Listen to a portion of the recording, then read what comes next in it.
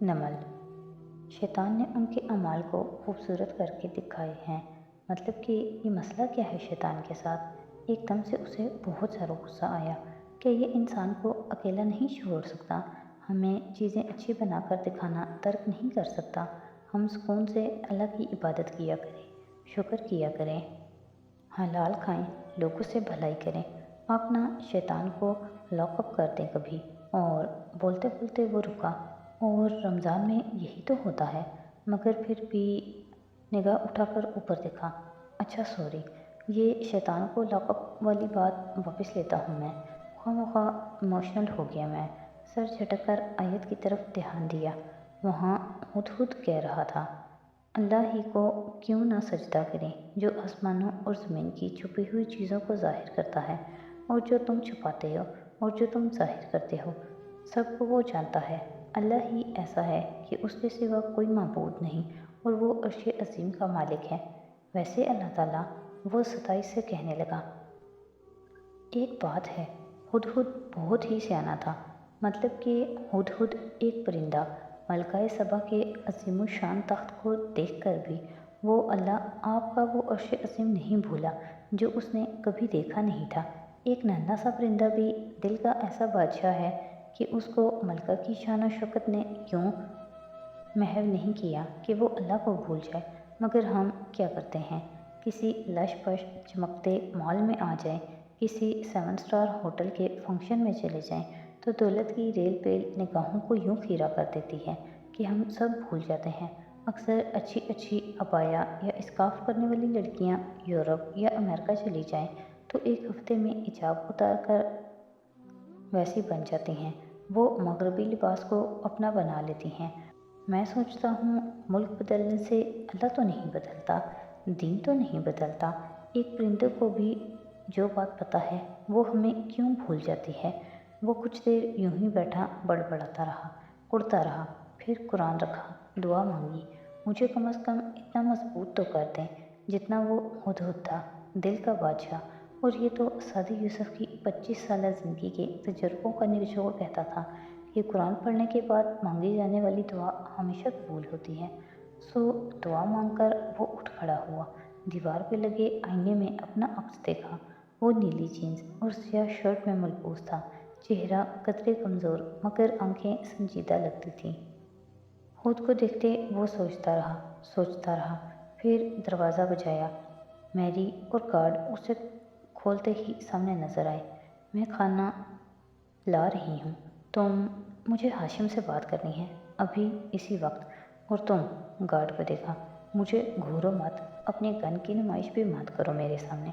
मुझे कभी शूट किया ना तो तुम्हारा मालिक तुम्हें शूट कर देगा। इस कंपाउंड में अगर कोई नहीं मरने वाला तो वो मैं हूँ। अब फ़ोन ला कर दो मुझे। मेरी उसकी टोन पे हैरान हुई, मगर बिला चू चरा फ़ोन लाकर उसको थमाया। वो लाइन पे हैं, ये सिर्फ वन वे फ़ोन है, इसलिए कॉल बंद करके किसी और को करने की ज़हमत मत करना। साथ ही उसे घूरा। साथी ने वहीं खड़े खड़े फ़ोन कान से लगाया। दूसरी तरफ खामोशी थी। मिसेज हाशिम कारदार, सुना है उस रोज़ आप मुझसे मिलने आए थे। वालेकुम सलाम सादी। तंज करने की ज़रूरत नहीं है। मेरे नज़दीक अस्सलाम वालेकुम एक दुआ है, और दुआ वो आखिरी चीज़ है जो मैं तुम्हें दूंगा। फ़िलहाल तो हाशिम, मेरे पास तुम्हें देने के लिए एक फ़हरिस्त है, चबा चबा कर कह रहा था। और अध खुले दरवाजे में मैरी और गार्ड्स हक्का बक्का खड़े उसे देख रहे थे। उन्होंने इसे उस टोन में बात करते कभी नहीं देखा था। मैं सुन रहा हूँ। मेरा ख्याल था तुम्हारा टेस्ट बहुत अच्छा है, मगर जो खाना मुझे दिया जाता है वो तुम्हारे कुत्ते भी नहीं खाते होंगे। इसलिए आइंदा जो मैं बताऊँगा वही मेन्यू मुझे दिया जाएगा। मुझे मेरी मर्ज़ी की किताबें, पेन और लिखने के लिए साफ जर्नल्स चाहिए। मुझे एक टीवी चाहिए जिस पे मेरे मुल्क के लोकल चैनल्स आते हों। मुझे कपड़ों के 10 नए जोड़े चाहिए, और मुझे वॉक करने के लिए कोई जगह चाहिए। ऐसी कंपाउंड का कोई बड़ा सा कमरा हो बेशक। और कुछ, संजीदगी से पूछा गया। और बस इतना कि उस रोज़ जो तुमने किया वो बुज़दिलाना हरकत थी। मुझे मफलूज कर दिया क्योंकि तुम मेरे रिएक्शन से डरते थे। इतना भी क्या डरना हाशिम, मैं तुम पे तब झपटता जब मुझे तुम्हारे किसी लफ्ज़ का एतबार होता, मगर तुम झूठ बोल रहे थे। وہ تصویریں اور وہ باتیں تم نے میرا ذہن خراب کرنے کے لیے کہی تھیں، اس لیے میں ان کو پھاڑ چکا ہوں، کیونکہ میری بہن نے تم سے کوئی غلط بات نہیں کہی۔ وہ تم سے USB کا ہی پوچھ رہی تھی، اس لیے میں تمہیں دعوت دیتا ہوں، میرے پاس آؤ، میرے سامنے بیٹھو اور میری آنکھوں میں دیکھ کر وہ سب دہراؤ جو تم نے اس دن کہا، مگر مجھے مفلوج نہ کرو، میں دیکھوں اور پھر تمہیں جواب دوں۔ تمہیں اپنی آفر کا جواب چاہیے نا سادی، مجھے تمہاری بہن میں کوئی انٹرسٹ نہیں، میرے نزدیک وہ میری بیٹی کی عمر کی ہے، لیکن جو میں نے کہا وہ خالی دھمکی نہیں تھی، میں کرنے پہ آؤں تو کچھ بھی کر سکتا ہوں۔ فون پہ نہیں ہاشم، میرے سامنے میری آنکھوں میں دیکھ کر یہ بات کہنا، اور فون میری کی طرف بڑھا دیا۔ ہاشم نے فون رکھتے ہی انٹرکام اٹھایا۔ کیپٹن اشر سے کہو ہفتے کے روز جٹ تیار رکھے، مجھے ملک سے باہر جانا ہے، کسی کا دماغ درست کرنا ہے۔ اپنے پرائیویٹ جٹ کے پائلٹ کے لیے پیغام دیے کر اس نے ریسیور واپس ڈال دیا، اور ادھر سادی کے کمرے میں کھڑی میری نے فون گارڈ کو دے کر جانے کا اشارہ کیا۔ پھر وہ چلا گیا تو وہ دروازہ بند کر کے چند لمحے اس کو دیکھتی رہی۔ نیکلس؟ کیا؟ سادی نے آبرو اٹھائی۔ میں نے مسز کاردار کا نیکلس چرایا تھا، اسی لیے انہوں نے مجھے نوکری سے نکالا، اور پھر اس کو دیکھے بنا باہر چلی گئی۔ سادی وہیں کھڑا گہری سانس لیتا خود کو نارمل کرنے لگا۔ دل کا بادشاہ بننا اتنا مشکل نہیں تھا۔ وہ رات گرم تھی اور بے رحم، ٹھنڈی تھی اور منتقم۔ اس علاقے میں ویران پلاٹ تھے یا فاصلے فاصلے پہ عمارتیں۔ رات کی اس پہر سڑک سنسان تھی، تھوڑی دیر پہلے اسٹریٹ لائٹس بھی اچانک سے آف ہو گئی تھیں۔ ایسے میں ڈاکٹر ایمن کے نو تعمیر شدہ ہسپتال کی عمارت اس وقت اندھیر پڑی تھی۔ دروازے پہ تالا لگا تھا اور باہر 2 گارڈز بیٹھے تھے۔ وہ آپس میں اسٹریٹ لائٹس کے بارے میں بات کر رہے تھے۔ پیڈسٹل فین ساتھ ہی چل رہا تھا۔ ایک گارڈ جمائی لیتے ہوئے منہ پہ ہاتھ رکھ رہا تھا کہ دفعتاً اس کے گردن میں کوئی شے آ کر چبھی۔ چبھن شدید تھی، پھر ہلکی ہوتی گئی، جسم کسی خالی بادل کی مانند ہو رہا تھا۔ گردن اور کندھے کے درمیان کوئی سرنج سی چبھی پڑی تھی۔ کنکیوں سے اسے نظر آیا کہ ساتھ والا گارڈ کرسی سے نیچے گرتا جا رہا تھا۔ اس کا اپنا جسم بھی ڈھلک رہا تھا، اور اسی ڈھلکتی گردن سے اس نے دیکھا وہ جوگرز والے پیر اس کے سامنے آ رکے تھے۔ جوگر سے اوپر جینس نظر آئی، اس سے اوپر نہ دیکھ سکا اور غنودگی میں ڈوبتا گیا۔ جینس کے اوپر اس نے سیاہ شرٹ پہن رکھی تھی، جس کے آستین کلائی سے بالشت بھر پیچھے ختم ہو جاتے تھے۔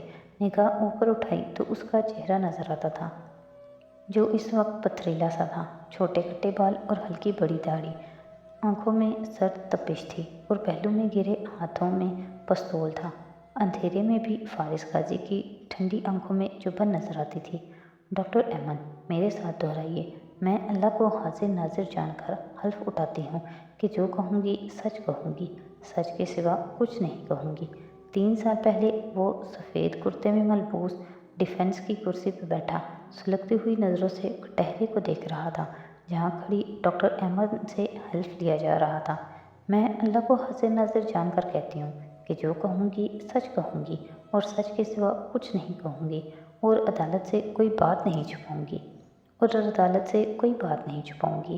فارس نے پستول پچھلی جیب میں اڑاسا، جھکا، دونوں گارڈز کی گردنوں سے ٹرنکوٹلائزڈ ڈاٹس نکال کر کندھے پہ لٹکتے بیگ میں ڈالے، پھر ایک کو کندھے سے گھسیٹا ہوا سڑک کے اس پار لے جانے لگا جہاں جھاڑیاں تھیں۔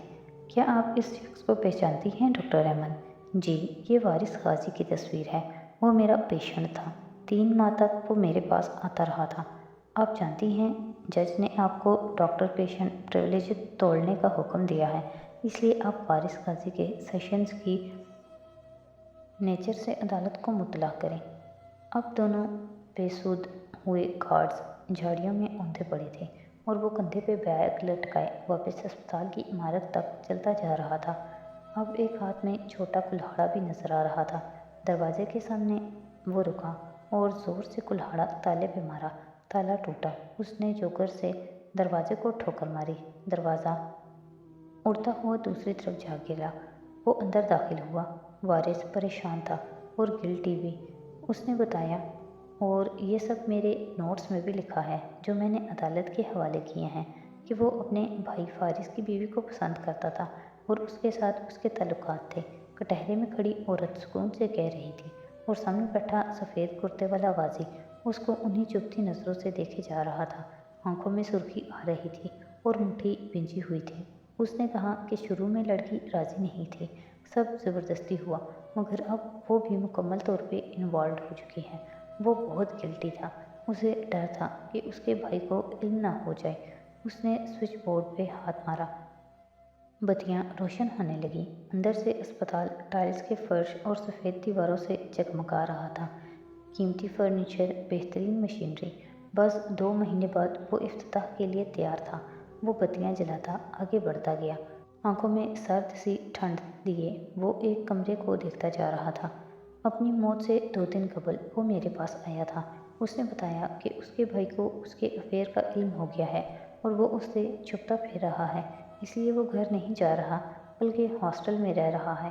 وہ تنہائی میں فارس سے ملنے سے گھبرانے لگا ہے۔ فارس قدم قدم چلتا آگے بڑھ رہا تھا۔ 3 سال پہلے کے عدالتی کمرے کی ساری کارروائی اس کے چہرے پہ اترے سرد پن کے اندر قرب میں پنہاں تھی۔ جی ہاں، فارس غازی کے لیے بھی کورٹ نے مجھے اپوائنٹ کیا ہے۔ میں پچھلے 8 ماہ سے فارس کا علاج کر رہی ہوں۔ اپنے کلائنٹ کا پریویلیج توڑتے ہوئے مجھے بہت اچھا نہیں لگ رہا۔ کانفیڈینشیلٹی کے 5 C میں سے ایک اگر کنسنٹ ہے تو وہ میرا مریض مجھے نہیں دے گا۔ نظروں کا رخ فارس کی طرف موڑا۔ وہ انہی سرخ گلابی آنکھوں سے اسے دیکھے جا رہا تھا۔ دوسرا C کورٹ آرڈر ہے، مگر میرے نزدیک اس سے زیادہ اہم کنٹینیوڈ ٹریٹمنٹ ہے، اور فارس کے لیے یہ بہتر ہے کہ میں یہ سب کورٹ کو بتاؤں۔ آئی ایم سوری فارس۔ وہ وسط کمرے میں آ کھڑا ہوا، بیگ کھولا اور اندر سے کاغذوں کا ایک پلندہ نکالا۔ پہلے صفحے پہ چند الفاظ نظر آئے: سرکار بنام Faris Ghazi, PW، prosecution witness, doctor Aiman کی گواہی۔ وہ انہی سرد آنکھوں میں آنچ لیے اس پلندے کو دیکھ رہا تھا۔ ٹریٹمنٹ کے دوران فارس نے مجھے بتایا کہ اس سے پہلے دن سے ہی اپنی بیوی کی حرکتیں پسند نہیں تھیں۔ وہ امیچور اور بچکانہ سی تھی، مگر وہ اس کو چانس پہ چانس دینے لگا، یہاں تک کہ ایک دن اس نے اپنی بیوی کو اپنے بھائی کے ساتھ دیکھ لیا۔ اس کی غیرت کے لیے یہ بہت بڑا دھچکا تھا۔ وہ 2 دن سو نہیں سکا، کسی کو بتا نہیں سکا۔ وہ اندر سے ٹوٹ چکا تھا۔ کیا آپ نے اس سے یہ اعتراف کروانے کے لیے کبھی کوئی ڈرگ استعمال کی؟ نہیں، میں نے کبھی اس کو کوئی سائیکو ایکٹیو ڈرگ نہیں دی۔ اس نے بیگ سے ایک چھوٹی استری نکالی، کاغذوں کا پلندہ میز پہ رکھا اور استری کا لوہا کاغذوں کے اوپر لٹکا دیا۔ پلگ لگا کر سوئچ آن کیا، پھر کلہاڑا اٹھایا۔ اس کے پاس اس کے سوا کوئی چارہ نہیں تھا کہ وہ ان دونوں کو قتل کر دے، مگر وہ پکڑے نہیں جانا چاہتا تھا۔ اس نے پوری کوشش کی کہ یہ آنر کلنگ نہ لگے۔ فارس غازی نے 2 نومبر اور 28 جنوری والے سیشن میں اعتراف کیا تھا کہ اس نے یہ دونوں قتل کیے ہیں، اور اسے ان پہ بہت افسوس ہے۔ آپ میرے نوٹس چیک کر سکتے ہیں۔ آڈیو ٹیپ کی اجازت اس نے مجھے نہیں دی تھی۔ اب میں یہ سب اس لیے کورٹ کو بتا رہی ہوں کیونکہ اگر آپ نے فارس کو ضمانت پہ رہا کیا تو وہ خود کو نقصان پہنچا سکتا ہے۔ مجھے اپنے پیشنٹ کی فکر ہے۔ میں نہیں چاہتی وہ کسی اور جرم میں ملوث ہو کر چند دن بعد پھر جیل میں بند ہو، اس لیے میں کچھ ماہ تک اسے کسٹڈی میں رکھنا ضروری ہے۔ وہ دیوار تک آیا، چند لمحے اپنی سرد آنکھوں سے دیوار پہ لگے پائپ کو دیکھتا رہا، پھر پوری قوت سے کلہاڑا اس پہ مارا۔ پائپ چیرا گیا، سس کی آواز سے گیس لیک ہونے لگی۔ فارس طاہر غازی نے اپنا بیگ کندھے پہ ڈالا اور راہداری کی طرف چلتا گیا۔ استری تلے رکھے کاغذ درمیان سے ہلکے ہلکے بھورے ہونے لگے تھے۔ وہ دروازے سے باہر نکل آیا اور اسے بند کر دیا۔ ایک نظر اٹھا کر اس 2 منزلہ عمارت کو دیکھا۔ مجھے معلوم ہے تم مجھ سے خفا ہوگے۔ سماعت ختم ہونے کے بعد وہ اس کی کرسی کے قریب آ کھڑی ہوئی تھی۔ وہ اس کو نہیں دیکھ رہا تھا، وہ سرخ آنکھوں سے سامنے دیکھ رہا تھا۔ مٹھی زور سے بھینچ رکھی تھی۔ مگر مجھے تمہاری فکر ہے، تم ٹھیک نہیں ہو، اگر باہر جاؤ گے تو خود کو نقصان دو گے۔